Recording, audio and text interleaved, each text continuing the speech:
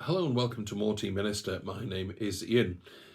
This is a short introductory video to what's going to be a very short mini-series. As you can see, we've only got 3 teas in front of us, and two of those will be a pair for a single video. What we're looking at today is an unusual strain of tea or cultivar. It's Assamica T-8. Assamica was brought to Taiwan during the Japanese colonial era, so that was the end of the 19th century into the first half of the 20th century. I did wonder how an Assamica had ended up in Taiwan in the first place. Now, this won't be exactly the same genome characteristics as the original tea, not least because TRES have been at work on it in the first place.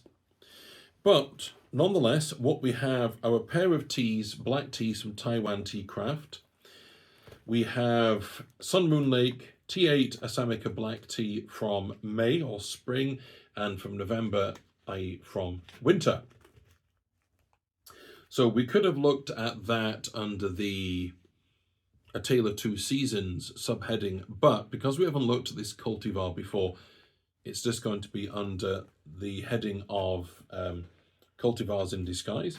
Now, I had a great deal of difficulty finding any tea from Taiwan made using Assamica that wasn't black tea. I was hoping to find some white tea, as we've had a lot of success from other countries of finding fabulous white teas made from an Assamica strain of one kind or another. However, the only thing I could find, and I'm very pleased I could find it, was some Mountain Stream teas, their sweet Assamica Red Oolong from November 2025. Now, two things make this stand out. First of all, the red tells you that you're dealing with high oxidation, and the website tells us it's 85%, so that's pretty high. This is arguably one of those oolong black tea hybrids, at least in the sense of such a high oxidation.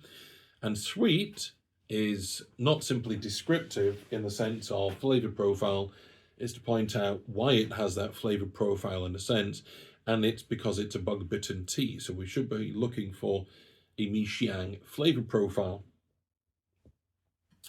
One other thing that stands out looking at the background to this is a winter harvest, obviously, and I only started looking out for this in winter, and it looks as if from the website that might be a spring version as well. So I'm going to keep my eye out, God willing, and we're spared for the 2026 spring as well as the one much later on in the year. Once again, God willing, and we're spared. However, those are going to be the two videos, I said two teas, the two videos that make up this mini-series, looking at seasonality in these two black teas and the effects of high oxidation of a bug-bitten leaf for the sake of this oolong in a separate video. So, happy steeping and God bless.